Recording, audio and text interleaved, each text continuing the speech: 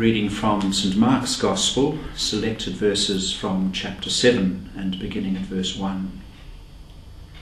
Now when the Pharisees and some of the scribes who had come from Jerusalem gathered around Jesus, they noticed that some of his disciples were eating with defiled hands, that is, without washing them. For the Pharisees and all the Jews do not eat unless they thoroughly wash their hands, thus observing the tradition of the elders. And they do not eat anything from the market unless they wash it. And there are also many other traditions that they observe, the washing of pots, cups, and bronze kettles. So the Pharisees and the scribes asked Jesus, "Why do your disciples not live according to the tradition of the elders, but eat with defiled hands?" He said to them, "Isaiah prophesied rightly about you hypocrites, as it is written, 'This people honours me with their lips, but their hearts are far from me. In vain do they worship me, teaching human precepts as doctrines.' You abandon the commandment of God and hold to human tradition." Then he called the crowd again and said to them, "Listen to me, all of you, and understand. There is nothing outside a person that by going in can defile, but the things that come out are what defile. For it is from within, from the human heart, that evil intentions come: fornication, theft, murder, adultery, avarice, wickedness, deceit, licentiousness, envy, slander, pride, and folly. All these evil things come from within, and they defile a person." Well, Ellie, a rather sort of naughty thought comes to my mind that Jesus had just been wandering around Courtney Place on a Friday night and rattles off this long list of sins. It's interesting though, isn't it, how so often we find in the Gospels the time where people have missed the point and focus on the wrong thing. Yeah, that challenge that, in a sense, he's saying that you've cleaned all the outsides of the pots of the vessels, but the point is that the inside needs to be clean for them to be used, and your insides have not been have not had that process. I wonder, before we sort of go into that inside stuff, if we just perhaps just note that what the Pharisees and the Jews are doing here actually was part of their culture and tradition, probably for very good reasons, very good health reasons. In fact, at the moment, our churches are full of little bottles of hand wash as we try to be very careful about swine flu. It could very easily, though, become a sort of rather nonsensical, wonderful ceremony around washing our hands and become part of the liturgy, couldn't it? Well, it could, if we weren't careful about the way in which we passed on our traditions to the future generations. We could find in 50 years there was rigmarole about the sorts of gel that needed to be used and the significance of the particular essential oils that were and probably somebody making a fortune because they would put the label church on it or something like that. So what about this idea that nothing that is outside can defile? Is that Jesus also saying something about creation, about the world that we live in as being good? Perhaps. What do you think?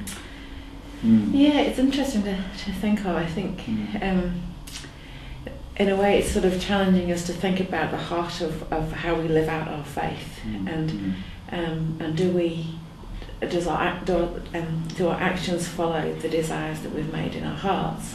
So asking us to think about the first things first, to think about what we're believing first, rather than focusing on the external things.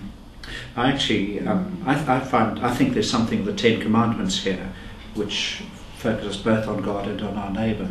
Because this long list of fornication, theft, murder and so on, and I bet not too many people know what avarice or licentiousness means these days. They're not sort of words that you drop into everyday conversation.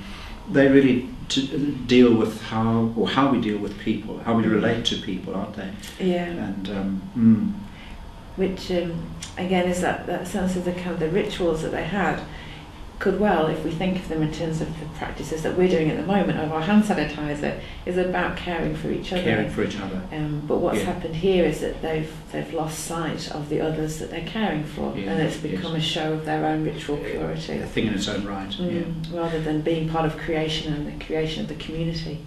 I guess most people who worship God, most worshipping communities will have some way of recalling us back to the essential things of life. And of course, in our Anglican Church, we do that every time we meet for public worship, whether it's Eucharist or morning or evening prayers or whatever. We have some form of confession or other, which enables us to actually say, or to refocus. Yeah. And we have lots of different versions of those prayers in our liturgy, and they often bring the two together, the things of the outside and the things of the inside. Let's take a few moments and look at one of them. I know you've got one there. This is the prayer book. This is our New Zealand prayer book. This is the New Zealand prayer book for our province, and this is the service of night prayer with the one then this time of refocusing back with God. It says, "We have wounded your love, O God, heal us. We stumble in the darkness. Light of the world, transfigure us. We forget that we are your home. Spirit of God, dwell in us." And then our final prayer goes on to say, "Eternal Spirit, living God, in whom we live and move and have our being, all that we are, have been and shall be is known to you, to the very secret of our hearts, and all that rises to trouble us. Living flame, burn into us. Cleansing wind, blow through us. Fountain of water, well up within us, that we may love and praise in deed and in truth." There's something very wholesome about all that, isn't there? That really does bring us back to God, worship of God, worship and loving of our neighbour. And the images are very pertinent to the readings of the cleansing, the image of the fountain of water welling up within us, and also forgetting that we're God's home. That idea of us being a sacred vessel, sacred space, sacred place. Yeah. Why don't you just finish reading that last, the living flame? I like that idea of it, because we're being continually transformed.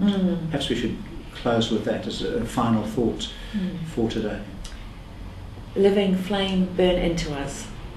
Cleansing wind, blow through us. Fountain of water, well up within us, that we may love and praise in deed and in truth. Amen. Amen.